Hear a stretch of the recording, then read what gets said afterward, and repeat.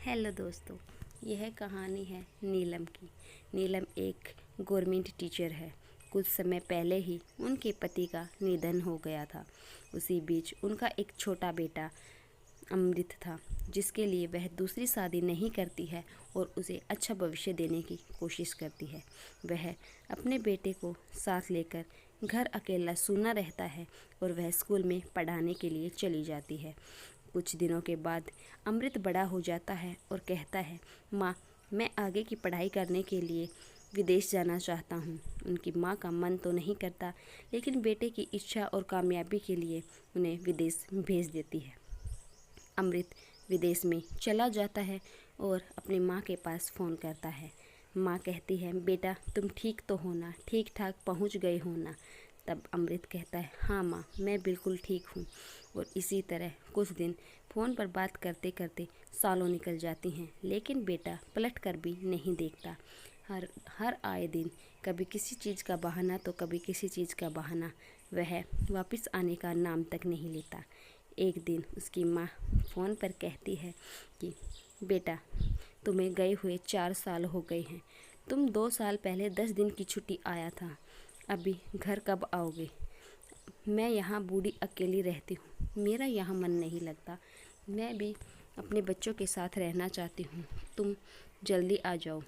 तब माँ की बातें सुनकर अमृत कहता है, माँ, मेरा तो यहाँ मन ही लग गया है।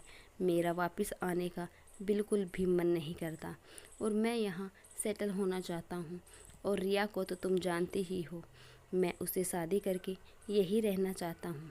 पर माँ, अगर तुम्हारी इच्छा हो तो तुम भी मेरे साथ विदेश आ सकती हो, यहाँ रह सकती हो।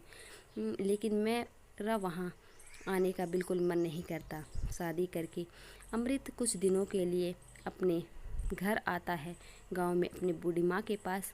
और कुछ दिनों के बाद 10-15 दिन के बाद ही वह वापस चला जाता है।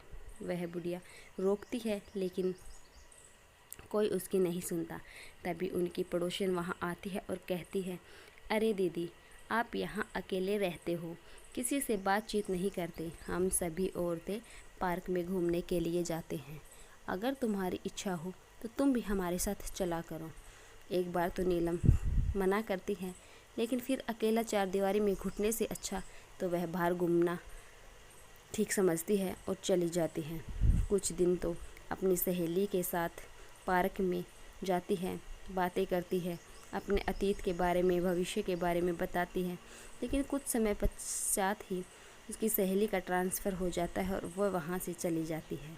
तभी वहाँ एक मोहन नाम का आदमी भी घूमने के लिए आता है और अकेली नीलम को देखकर कहता है, अगर आपकी इच्छा हो तो मैं यहाँ बैठ सकता हूँ।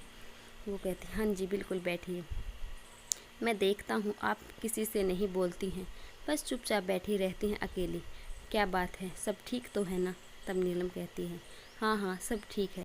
इस तरह मोहन और नीलम रोज़ मिलने लग जाते हैं और बातें करते हैं। तभी एक दिन अचानक अमृत का फ़ोन नीलम के पास आता है और कहता है, माँ, मैं ये क्या सुन रहा हूँ? आप बाहर घूमने जाती हैं और गैर लोगों से बातें करती हैं। पड़ोस में लोग क्या क्या बातें कर रहे हैं पता है आपको? मुझे फ़ोन कर कर के लोग परेशान कर रहे हैं कि तुम्हारी माँ ये कर रही है, वो कर रही है। ये सुनकर नीलम को बहुत ही बुरा लगता है और वह गुस्से से बोलती है, अच्छा, अगर मैं यहाँ चार दीवारी में घुट घुट कर मर जाऊँ, किसी से बात ना करूँ, खाना खाया या ना खाया कोई पूछने वाला नहीं, पूरे दिन मैं स्कूल में पढ़ाती हूँ, उसके बाद घर में आकर कोई देखता नहीं कि क्या कर रही है क्या नहीं, और अगर मैं थोड़ी देर बाहर जाकर किसी से बात कर लेती हूँ तो तुम लोगों को मैं बुरी लगने लगी। मैं तो ऐसे ही मिलूँगी मोहन से। ऐसे बात कर फ़ोन काट देती है और वह रोज़ मिलने लग जाती है, एक दूसरे से बातें करने लग जाते हैं। और मोहन और नीलम डिसाइड करते हैं कि हम लोग अब शादी कर लेंगे और अपने बुढ़ापे में एक दूसरे का सहारा बनेंगे। फिर नीलम फ़ोन करके अमृत से कहती है कि हम लोग शादी कर रहे हैं, अगर तुम्हारी इच्छा हो तो तुम आ जाना, वरना मत आना। ये सब सुनकर अमृत भी समझ जाता है और शादी धूमधाम से कर लेते हैं।